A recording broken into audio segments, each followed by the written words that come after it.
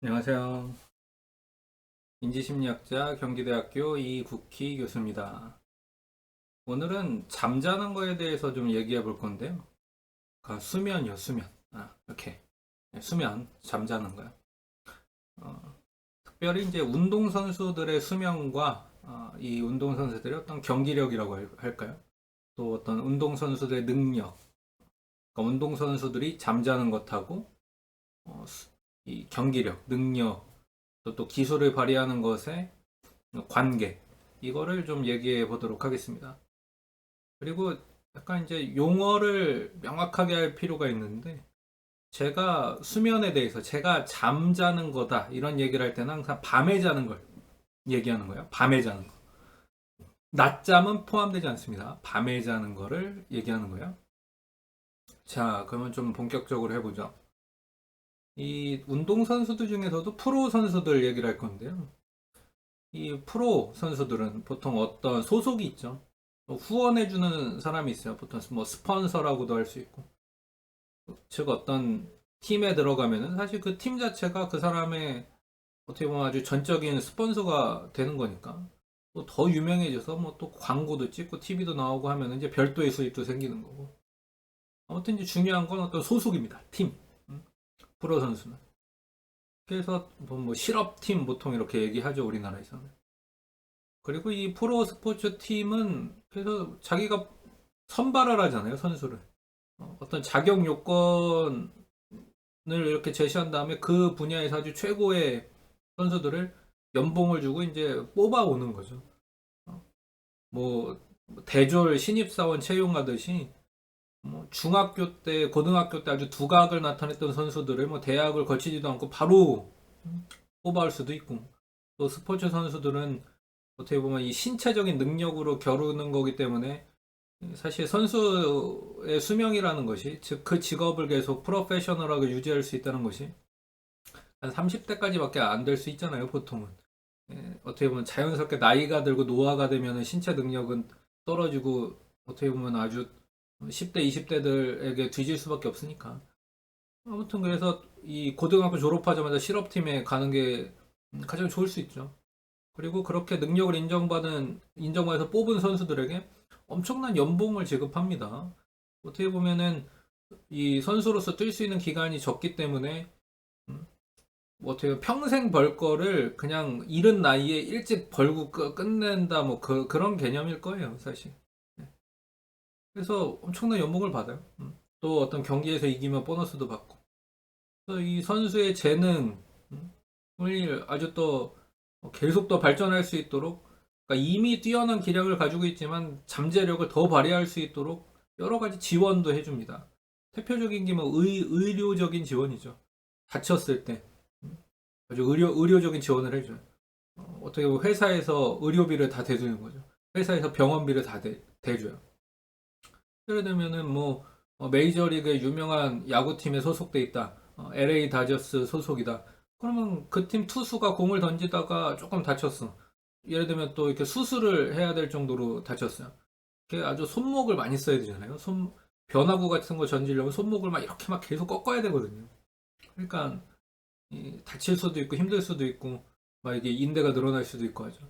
심해지면 막 이 수술해야 될 수도 있고. 그 수술비 같은 거를 본인이 개인이 내는 게 아니라 회사에서 LA 다저스 군안에서 내는 거죠. 왜냐하면 자기 선수 관리하는 거예요. 저 선수의 잠재력을 정말 최고로 발휘할 수 있도록. 또 뭐 먹는 거 지원해 줍니다. 아주 훈련할 때 아주 먹는 걸 철저하게 관리해 주죠. 영양 상태 같은 거. 우리나라도 예를 들면 올림픽에 출전하기 위해서 국가대표들만 이렇게 모이는 선수촌이 있어요. 그 국가대표들만 모이는 선수촌에서 식당 같은 걸 보면은 철저하게 관리를 해주죠. 또 배구 선수들에게는 배구 선수들에게 맞는 식단을 주고 탁구 선수들에게는 그들에게 맞는 식단을 주고 체조에게는 그들에게 맞는 식단을 주고 또 우리나라 양궁 잘하잖아요. 양궁 선수들한테 양궁에 맞는 식단을 주고 정말 막 아낌없이 지원을 합니다. 근데 한 가지 이제 안타까운 점 지금까지 좋은 얘기만 했는데 안타까운 점 이렇게 막 엄청난 연봉을 지급하고 의료비, 뭐 병원비, 영양에 대한 돈 지원하면서 그 선수들이 정말 최고의 기량을 발휘할 수 있도록 최고의 잠재력을 다 끌어낼 수 있도록 이렇게 지원함에도 불구하고 이런 팀의 임원진과 코치진들이 거의 신경 쓰지 않는 어떤 요인 때문에 이렇게 돈을 막 쏟아부은 게 되게 무색해질 수가 있어요. 임원진과 코치진이 거의 우선순위로 두지 않는 어떤 요인 때문에 이렇게 열심히 지원했던 것들이 다 그냥 무용지물, 소용없게 될 수 있어요. 그리고 지금 이 순간에도 어딘가에선 이 팀들이 뭔가 이런 훈련을 하고 있겠고 선수들을 관리하고 있겠죠. 근데 지금 이 순간에도 수많은 어떤 스포츠 구단의 임원진과 코치들이 우선순위로 두지 않고 있는 어떤 요인들 때문에 이 팀 선수들의 잠재력, 장점, 경기력이 몇 배나 저하되는, 낮아지는 경우들이 발생하고 어떻게 보면은 관객들이 막 많이 와야 되잖아요. 스포츠는 관객 수익이잖아요. 올림픽 같은 것도 결국에는 관객 티켓 판매 수익 아니겠어요? 그거 바라고 막 모든 나라가 올림픽 서로 개최하려고 하는 거잖아요. 막 그 또 사람들이 와서 막 이렇게 여행도 다니고 이렇게 하니까. 또 그 나라 국내 스포츠 같은 경우는 그 구단에서 관리하는 보통 경기장이 있잖아요. 축구장이면 축구장, 야구장이면 야구장, 배구장이면 배구장. 티켓을 판매해야 선수들 월급도 주고 그런 거 아니겠습니까? 코치진 월급도 주고. 근데 어떤 선수들이 나왔는데 왜 그런지 모르겠는데 연습도 열심히 하고 그랬다는데 경기력이 별로야. 그러면은 보통 우리 지역적으로 이제 팀들이 구성되어 있고 응원을 하는데 관객들이 실망하죠. 그러니까 막 떠나요. 자꾸 지니까. 물론 뭐 그럼에도 불구하고 충성하는 사람들이 있지만은 자기 팀 선수들이 계속 이렇게 좋은 경기력을 보여주지 않고 지는데 뭐 계속 좋아할 순 없잖아요, 사실. 그러면 그 요인이 뭐냐? 우선순위로 사실은 뒀어야 되는데 않고 있는 그 요인. 사실 열심히 투자한 만큼의 성과를 보이려면 바로 이 요인에 대해서 잘 알아야 되는데 사람들이 잘 모르고 있는 이 요인이 뭐냐? 잠자는 거예요. 수면이에요. 다시 얘기하자면 밤에 자는 거. 낮잠 포함 아닙니다. 밤잠이에요, 밤잠. 자, 그럼 이 밤잠과 이 프로 운동선수들의 성취의 관계에 대해서 제가 좀 더 구체적으로 말씀을 드릴게요. 얼마나 경기력을 저하시키는가. 그리고 기준은 8시간입니다. 밤에 8시간 정도를 충분하게 자고 아침에 이제 일어나서 뭐 아침부터 훈련도 하고 자기 생활도 하고 이렇게 하겠죠. 팀 훈련도 하고 개인 훈련도 하고 보통 그런 식으로 할 거 아니에요. 8시간이 기준이에요. 밤잠을 8시간 미만으로 자는 것에 대해서 그러면 또 뭐라고 부를 수 있느냐? 이런 건 이제 수면 결핍이라고 부를 수 있죠. 밤잠을 8시간 미만으로 자는 게 뭐라고요? 수면 결핍이에요. 잠을 충분히 못 잔 거예요. 이렇게 8시간 미만으로 잔 프로 선수들에게 어떤 일이 일어나냐? 그 뜻입니다. 자, 첫 번째. 몸이 지치는 시간이 10%에서 30% 정도 빨라져요. 무슨 얘기냐? 원래는 그냥 100분 정도를 하여튼 뭐 천천히 뛰든 빨리 뛰든 계속 지치지 않고 100분을 뛸 수 있는 선수였어. 뭐 농구 경기로만 하면은 뭐 10분씩 4쿼터 하니까 40분 뛰어야 되는데 40분을 다 뛸 수 있는 선수였어. 근데 잠 못 잔 날은 어떻게 되냐? 3쿼터가 지나면 지치는 거야. 그래서 4쿼터에서 경기력을 발휘 못하면 어떻게 될까요? 막 4쿼터 역전당하는 거야. 상대팀 선수들은 잠 잘 자고 와가지고 예를 들면 4쿼터에도 막 펄펄 날 수 있거든. 그럼 역전되죠. 그런 일이 예를 들면 벌어진다는 거예요. 몸이 지치는 시간이 10%에서 30% 정도 빨라져요.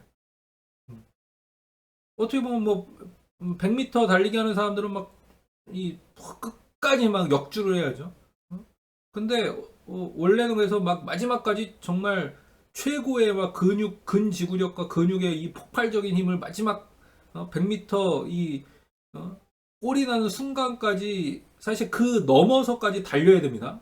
가속에 딱 붙어가지고 100m 지나서까지 달려야 돼요. 이 결승선이 보인다고 해서 속도 줄이면 안 되잖아요. 오히려 아주 결승선에서 더 최고의 속도가 나야 되는 경기가 100m 아니겠습니까? 근데 70m 정도 왔는데 벌써 막 근육이 막 예를 들면 욱신욱신거리면서 갑자기 못 뛰겠는 거야. 속도가 내 의도, 마음과 달리지 않게, 마음 같지 않게 주는 거예요. 근데 이런 단거리뿐만 아니라 이게 장거리 육상 경기에서 더 중요하겠죠. 예를 들면 막 그 올림픽 그 육상 경기 트랙을 10바퀴 돌아야 되는데 10바퀴 내내 막 일정한 속도로 최고의 컨디션일 때 달릴 수 있었던 선수가 막 한 7바퀴 돌고서 벌써 지쳐. 그러면은 메달에서 멀어지는 거 아니겠어요? 그렇게 된다는 얘기야. 다음, 호흡량이 감소합니다. 호흡량. 이 호흡량이라는 것은 한 번에 쫙 빨아들이고 이렇게 내뱉는 이런 걸 말이야. 한 번에 쫙 빨아들이는 그 호흡의 양이 감소해요. 그러니까 한 번에 쭉 빨아들였을 때 사실 공기 중에 있는 산소가 중요한 거잖아요. 우리 안에는 산소가 공급돼야 되잖아요. 쫙 빨아들인 그 호흡에서 그 산소가 우리 혈액을 탁 얹어줘야 되는 거잖아요. 이게 혈액이면은 빨아들인 숨 안에서 산소가 여기 혈액에 탁 얹어줘야 되는 거거든요. 그래서 혈액 예를 들면 하나에 한 방울에 산소 하나 이런 식으로 해서 계속 이렇게 우리 몸을 돌아야 되고 특별히 우리 뇌에 이게 공급돼야 되거든. 우리 뇌에 산소가 공급되는 방식이 혈액을 통해서 공급되는 거잖아요. 그죠? 다 알고 있죠? 근데 이게 호흡량이 감소하니까는 자꾸 우리 몸에 산소 공급이 잘 안 되는 거예요. 사실 근육에도 근육 활동에도 악영향을 미치죠. 두뇌에도 산소 공급이 자꾸 안 돼. 또 팔다리를 뻗는 힘. 아우 이게 되게 줄어들고요. 그다음에 제자리에서 높이 뛰는 이 높이가 줄어듭니다. 점프력이 줄어들어요. 또 근육의 강도의 최대값이 줄어들어요. 그러니까 힘을 줄 수 있는 아주 그렇게 했을 때 이 힘을 최대로 줄 수 있는 이 근육의 최대 이 힘이 줄어들고 베스트 컨디션일 때 비해서 그렇다는 얘기예요. 또 유지 시간도 줄어들어요. 그러니까 근지구력도 줄어들어요. 근지구력이라는 개념 아시죠? 오래도록 이 다리가 맥이 풀리지 않고 턱턱턱턱 근육을 유지하면서 할 수 있는 이 근지구력이 줄어들어요. 또 아까는 이제 들어 마셨을 때 이 호흡량이 감소한다 그랬는데 이번에는 허파가 내뱉을 수 있는 공기량이 줄어듭니다.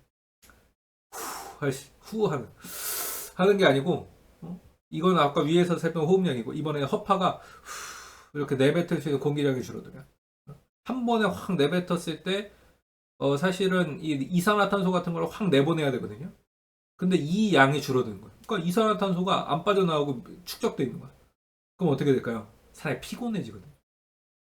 또 우리 안에 되게 피로 물질 중에 젖산이 있는데 이 젖산이 쌓이는 속도가 빨라져요. 네. 계속 피곤해지죠. 피곤해져요. 피곤을 빨리 느껴요. 이것뿐만이 아니고 격렬한 운동 시에 땀을 흘림으로써 몸을 식히는 능력이 저하됩니다. 그러니까 몸의 온도 얘기하는 거예요. 이거는. 몸의 온도를 운동을 하면서 몸의 온도가 적절히 유지돼야 되거든요.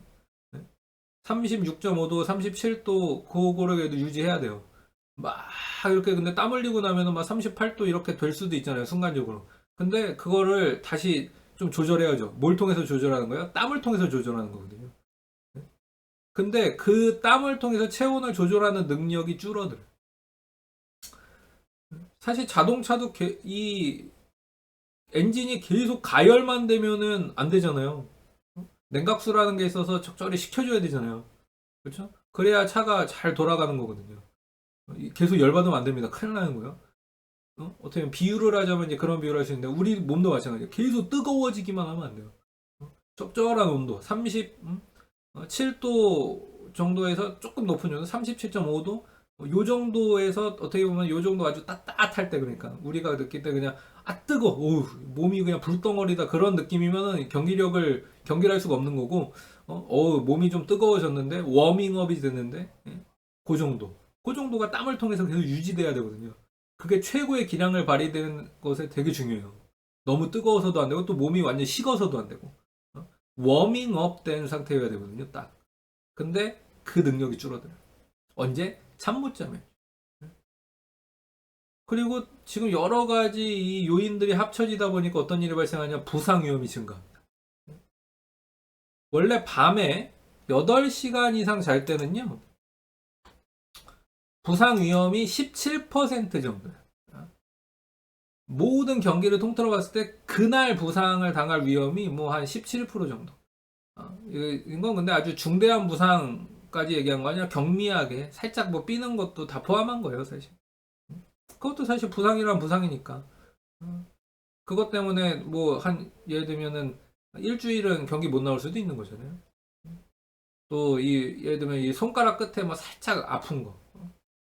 근데 이런 별거 아닌 것도 사실 스포츠 선수들의 경기력에는 영향을 미칠 수 있거든요. 농구 선수들 이렇게 막 슛 쏘다가 이 손가락 하나 잘못 살짝 꺾이면 막 경기 못 나올 수 있잖아요. 그 정도. 뭐 엄청나게 뭐 부상을 당하고 뭐 땅을 뭐 몇 번 굴러야 되고 그런 거 아니고. 하여튼 그런 식으로라도 조금이라도 다칠 위험이 8시간 자면은 그러니까 굉장히 낮은 거죠. 17% 정도밖에 없어요.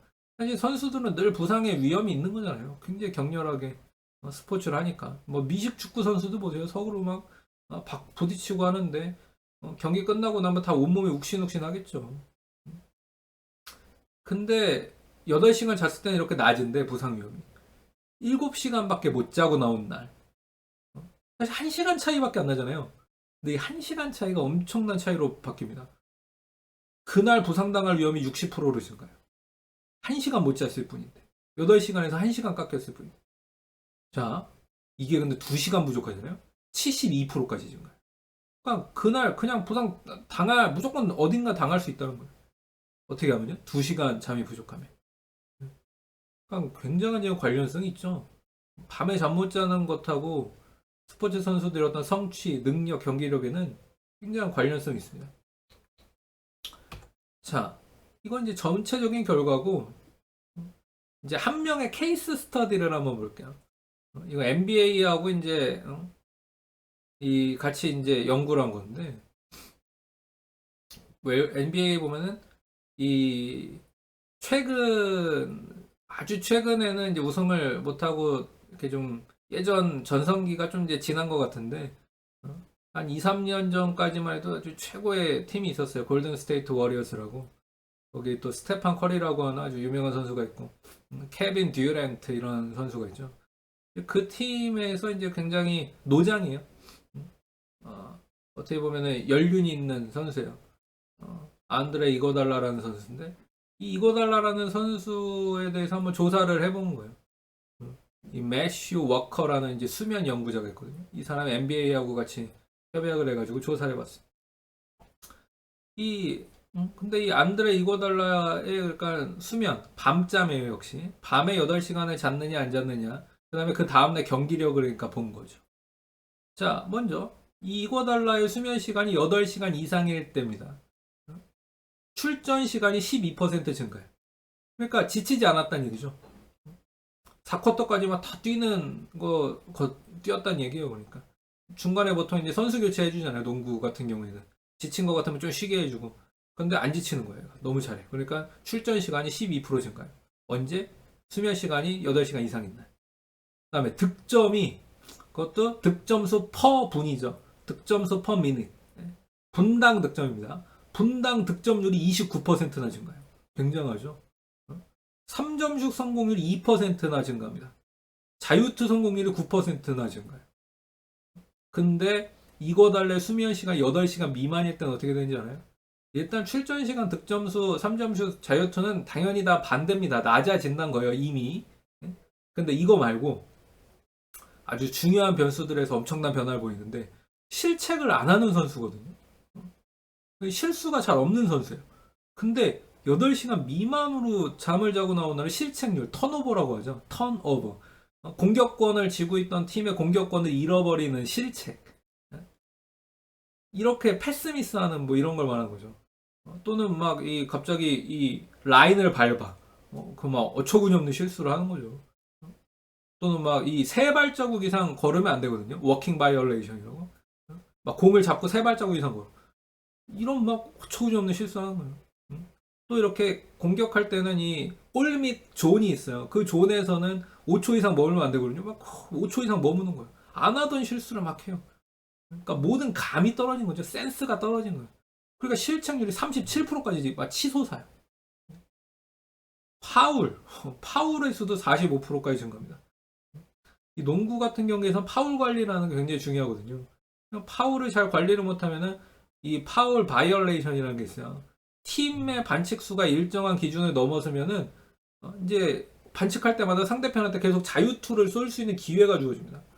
그러니까 반칙 이 바이올레이션에 걸리면은 막 계속 상대편에게 득점 기회를 주는 거죠. 근데 파울의 수가 45%나 증가해요. 진짜 치솟아요. 자, 이런 식이에요. 수면의 부족은 그래서 선수들의 경기력에 정말 엄청난 영향을 미칩니다.